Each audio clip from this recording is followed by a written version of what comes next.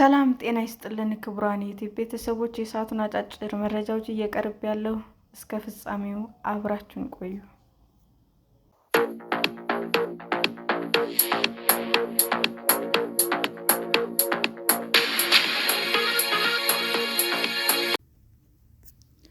ትራምፕ በተጨማሪ ሀገራት ላይ የጉዞ እገዳ ጣሉ። ፕሬዚዳንት ዶናልድ ትራምፕ በጉዞ እገዳቸው ውስጥ ተጨማሪ ሀገራት እንዲካተቱ ወሰኑ። ዋይት ሀውስ እንዳለው እገዳው የተጣለው የአሜሪካ ደህንነት ለመጠበቅ ነው። እገዳው እንደ አውሮፓውያን አቆጣጠር ጥር 1፣ 2026 ይጀምራል። አጠቃላይ እገዳ ከተጣለባቸው መካከል ቡርኪና ፋሶ፣ ማሊ፣ ኒጀር፣ ደቡብ ሱዳን፣ ሶሪያ እና ፍልስጤም ይገኙበታል። ከፊል እገዳ ዝርዝር ውስጥ የነበሩት ላኦስ እና ሴራሊዮን አጠቃላይ እገዳ ውስጥ ተካተዋል። ናይጄሪያ፣ ታንዛኒያ እና ዚምባብዌን ጨምሮ ሌሎች ሀገራት ከፊል እገዳ ተጥሎባቸዋል።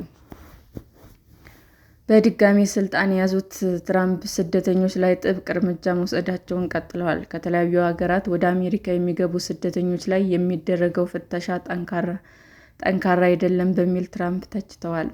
የተሰጣቸው ቪዛ ከሚፈቀድላቸው በላይ የሚቆዩ ሰዎች ቁጥር መጨመሩን እንዲሁም በቪዛ አሰጣጥ ሙስና መሰራፋቱን ገልጸዋል። በተጨማሪም ከአሜሪካ የሚባረሩ ሰዎች ሀገሮቻቸው እየተቀበሏቸው አለመሆኑንም ጠቅሰዋል።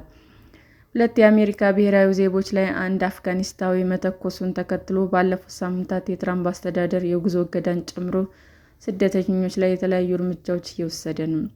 ትራምፕ የጉዞ እገዳ ሲጥሉ የአሁኑ ለሶስተኛ ጊዜ ነው። እንደ አውሮፓውያን አቆጣጠር በ2017 ለመጀመሪያ ጊዜ ፕሬዝዳንት ሲሆኑ የጣሉት የጉዞ እገዳ ትችት አስከትሏል። ሆኖም የአሜሪካ ጠቅላይ ፍርድ ቤት የትራምፕ ውሳኔ እንዲጸና ወስኗል።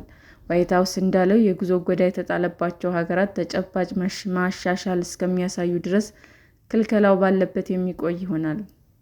ማሻሻል ሊታይ ይገባል የተባለው የስደተኞች መረጃ አያያዝና መረጃው ለአሜሪካ መንግስት የሚሰጥበት አሰራር ነው። በህጋዊ መንገድ በአሜሪካ ቋሚ የመኖሪያ ፈቃድ ያላቸው ስደተኞች፣ ቪዛ ያላቸው ሰዎች፣ ዲፕሎማቶች እና አትሌቶች በእገዳው አይካተቱም።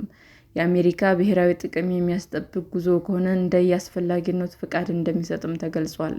ሙሉ እገዳ የተጣለባቸው ሀገራት አፍጋኒስታን፣ ቡርኪና ፋሶ፣ በርማ፣ ቻድ፣ ኢኳቶሪያል ጊኒ፣ ኤርትራ፣ ሄይቲ፣ ኢራን፣ ላኦስ፣ ሊቢያ፣ ማሊ፣ ኒጀር፣ ሪፐብሊክ ኦፍ ዘ ኮንጎ፣ ሲራሊዮን፣ ሶማሌ፣ ደቡብ ሱዳን፣ ሱዳን፣ ሶሪያ፣ የመን፣ የፍልስጤም የጉዞ ሰነድ ያላቸው። ከፊል እገዳ የተጣለባቸው ሀገራት አንጎላ፣ አንቲጓና ባርባዶስ፣ ቤኒን፣ ቡሩንዲ፣ ኮቶ ዲቯር፣ ኩባ፣ ዶሚኒካ፣ ጋቦን፣ ጋምቢያ፣ ማላዊ፣ ሞሪታንያ፣ ናይጄሪያ፣ ሴኔጋል፣ ታንዛኒያ፣ ቶጎ፣ ቶንጋ፣ ቬኔዙዌላ፣ ዛምቢያ፣ ዚምባብዌ። በልዩ ሁኔታ የሚታይ ከቱርክሜኒስታን የሚጓዙ ስደተኞች ላይ የተጣለው እገዳ ባይነሳም ከስደተኞቹ ያሉ ቪዛዎች ላይ የተጣለው ክልከላ ተነስቷል። ሰላም ጤና ይስጥልን ውድ የዩቲዩብ ቤተሰቦቼ እንዴት ናችሁ? አዲስ ጀማሪ ነኝ እና ሰብስክራይብ ያደረጋችሁ አበረታቱኝ። አመሰግናለሁ።